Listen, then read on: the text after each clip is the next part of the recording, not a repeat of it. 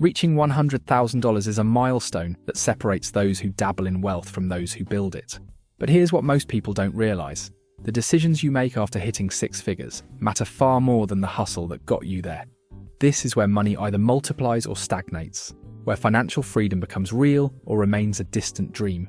The gap between someone who retires comfortable and someone who retires wealthy often comes down to 10 critical choices made right at this inflection point. Today, we're breaking down exactly what those decisions are and why they'll determine your financial trajectory for decades to come.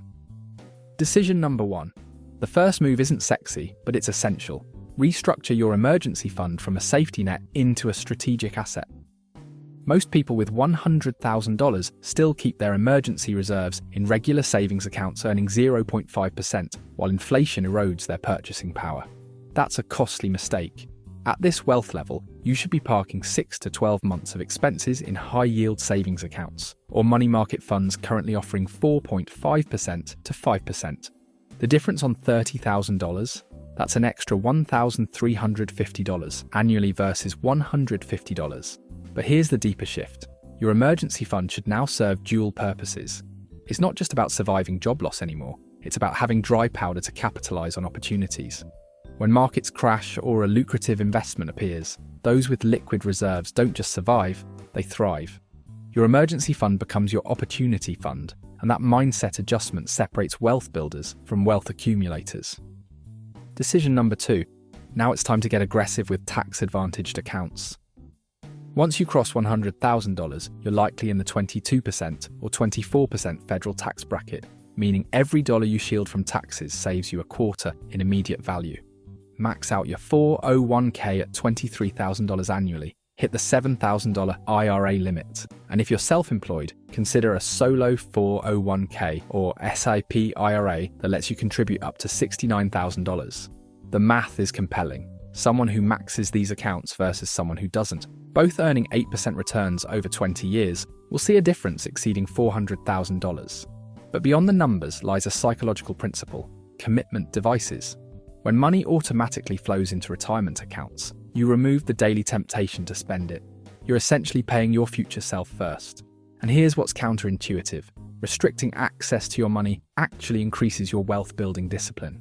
The penalty for early withdrawal isn't a drawback. It's a feature that protects you from your present self's impulses, ensuring your future self actually gets to retire. Decision number 3. Eliminate high-interest debt with surgical precision. Here's the framework. Any debt above 6% interest should be obliterated immediately. Credit cards at 18 to 24%? Those aren't just financial burdens, they're wealth destruction machines working against you while you sleep. A $15,000 credit card balance at 20% APR costs you $3,000 annually just in interest. That's money vanishing into thin air. Compare that to market returns averaging 10%. You're losing a 30% spread by carrying that debt while investing elsewhere. But there's nuance here. Low-interest debt, like a 3% mortgage, shouldn't be rushed to pay off when you could deploy that capital at higher returns. This is where people make emotional rather than mathematical decisions. We're wired to hate all debt equally, but wealthy individuals understand leverage. They keep cheap debt and weaponize expensive debt elimination. Take Sarah, a software engineer who hit $100,000 last year. She immediately paid off her $12,000 in credit card debt rather than investing it. The psychological relief alone improved her decision-making, and she started building wealth faster, without that monthly payment haunting her budget. Before we go further, if you are enjoying this video so far, consider giving it a like. It really helps the channel and tells YouTube that you're interested in this kind of content. Now let's continue. Decision number 4. Invest aggressively in your earning capacity. At $100,000 saved, your human capital, your ability to generate income, is still your most valuable asset. A 35-year-old earning $80,000 annually has roughly $2 million in future earning potential over their career. A 20% increase in salary compounds to an additional $400,000 over that time span, dwarfing most investment returns. This means strategic spending on certifications, executive coaching, or career pivots isn't an expense. It's your highest ROI investment. Consider switching industries if you are underpaid. Tech sales representatives, cloud architects, and data scientists often earn $150,000 to $250,000. Yet many talented professionals remain in fields capping at $70,000 out of inertia. There's a deep-rooted belief that loyalty equals stability, but in modern markets, strategic job hopping every 2 to 3 years yields 20 to 30% salary bumps versus 3% annual raises. Your skills depreciate without maintenance. That $5,000 course teaching AI implementation or financial modeling might feel expensive until you realize it unlocks a $30,000 salary increase. Wealth isn't just about managing money, it's about expanding the pipeline that brings money in. Decision number 5. Build a taxable brokerage account as your wealth acceleration engine. While retirement accounts are crucial, locking everything away until age 59.5 creates a financial prison. You need accessible wealth for life's opportunities, starting a business, buying property, or retiring early. A taxable brokerage account offers complete liquidity without penalties. And contrary to popular belief, taxes aren't as punishing as people think. Long-term capital gains are taxed at 0%, 15%, or 20% depending on income, far better than ordinary income rates. Plus, you can harvest tax losses to offset gains, something impossible in retirement accounts. The strategy here is elegant. Fund retirement accounts to the match, then split remaining investments between tax-advantaged and taxable accounts. This creates optionality. Someone with $500,000 entirely in a 401k at age 45 has less financial flexibility than someone with $300,000 in retirement accounts and $200,000 accessible. The second person can pivot careers, launch ventures, or weather extended market downturns without forced withdrawals or penalties. True financial independence means having capital that works for you today, not just decades from now. Decision number 6. Diversify beyond the stock market into tangible assets. Most people with $100,000 have it concentrated entirely in equities, creating unnecessary volatility exposure. Real estate, whether through REITs, rental properties, or fractional platforms like Fundrise, provides inflation hedging and income generation that stocks can't replicate. A modest $25,000 down payment on a $125,000 rental property in a growing market can generate $800 monthly cash flow after expenses. That's a 38% cash-on-cash return, far exceeding typical stock dividends. But real estate isn't your only option. I-bonds currently offer inflation-protected returns, commodities provide crisis insurance, and even allocating 5% to Bitcoin or gold introduces asymmetric upside potential. The principle here transcends specific assets. Concentration builds wealth, but diversification protects it. The 2008 financial crisis taught us that correlations go to 1 during crashes. Everything falls together. But those holding diversified portfolios with real estate, bonds, and alternative assets recovered faster and capitalized on opportunities while others panicked. Your portfolio should reflect multiple economic scenarios, not just the continuation of a bull market. Decision number 7. Upgrade your insurance strategy from basic coverage to wealth protection. At $100,000, you're no longer just protecting against disaster, you're protecting accumulated assets. Umbrella insurance policies offering $1 to $2 million in liability coverage cost roughly $200 to $400 annually, yet most people skip them until it's too late. One serious car accident or slip and fall lawsuit on your property could wipe out everything you've built. Disability insurance becomes critical too. Statistically, you're more likely to become disabled than die before retirement. If you're earning $100,000 annually, a disability lasting 5 years represents $500,000 in lost income, far more than your current savings.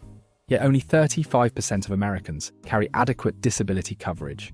Term life insurance follows similar logic. A $1 million 20-year term policy for a healthy 35-year-old costs approximately $50 monthly. That's $12,000 over 2 decades to protect a 7-figure asset. The irony: people insure $30,000 cars religiously, but leave million-dollar income streams unprotected. Wealth builders understand that risk management isn't pessimistic, it's foundational. Decision number 8. Establish multiple income streams beyond your primary job. Relying solely on W-2 income, no matter how substantial, leaves you vulnerable to corporate restructuring, industry disruption, or burnout. At $100,000 in assets, you have the capital to seed side ventures without risking your livelihood. This could mean consulting in your expertise area, building digital products, or creating content that generates passive revenue. The average millionaire has 7 income streams, not because they're workaholics, but because they understand redundancy creates anti-fragility. Consider Marcus, a marketing director who used $15,000 to launch a weekend consulting practice. Within 2 years, it generated $40,000 annually with minimal time investment. When his company downsized, he didn't panic. He scaled his consultancy to full-time income within months. The psychological shift matters as much as the financial one.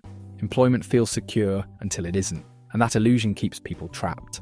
Multiple income streams don't just add revenue, they eliminate the fear that governs career decisions. You negotiate harder, take calculated risks, and walk away from toxic situations because your survival doesn't depend on one paycheck. Decision number 9. Invest in professional financial guidance tailored to your complexity. At $100,000, DIY personal finance stops being efficient and starts costing you opportunities. A fee-only fiduciary financial advisor charging 0.5 to 1% annually can identify tax optimization strategies, estate planning needs, and investment inefficiencies that easily save multiples of their fee. Similarly, a competent CPA doesn't just file taxes, they proactively structure your finances to minimize liability legally. The difference between adequate and excellent tax planning at 6 figures often exceeds $5,000 annually. But here's what people miss. You're not just buying expertise, you're buying perspective. When you're inside your financial situation, biases blind you. You overweight recent experiences, avoid uncomfortable conversations about mortality, and make emotionally driven decisions during volatility. A professional creates emotional distance between you and your money. They're the voice asking uncomfortable questions. Is your beneficiary designation updated? Have you considered a trust? Should you harvest those losses? The best financial decisions often feel wrong in the moment. Selling during euphoria, buying during panic. Advisors provide the behavioral guardrails that prevent wealth-destroying mistakes. Their value isn't just technical knowledge, it's keeping you rational when markets aren't. Decision number 10. Define what wealth means to you before it defines you. Most people reaching $100,000 unconsciously upgrade everything. Bigger house, luxury car, premium subscriptions, and find themselves on an accelerating treadmill where more money never feels like enough. This phenomenon, lifestyle inflation, keeps high earners perpetually broke. A physician earning $300,000 can feel more financially stressed than a teacher earning $60,000 if their expenses consume everything. The antidote isn't deprivation, it's intentionality. Decide which upgrades genuinely improve your life and which simply signal status to people you don't care about. That $800 car payment on a luxury sedan provides minimal happiness boost compared to financial freedom arriving 5 years earlier. Here's the framework. When your income increases, allocate raises deliberately. 50% to investments, 30% to lifestyle, 20% to experiences or giving. This lets you enjoy success without sabotaging it. Wealth isn't about having everything, it's about having enough to live authentically without financial anxiety. The richest decision you'll make isn't financial, it's understanding that money serves your values, not the other way around. If this video helped you somehow, take a second to hit the like button. It really supports the channel. And if you're ready to make decisions that actually compound, subscribe for more videos like this. Thank you for watching.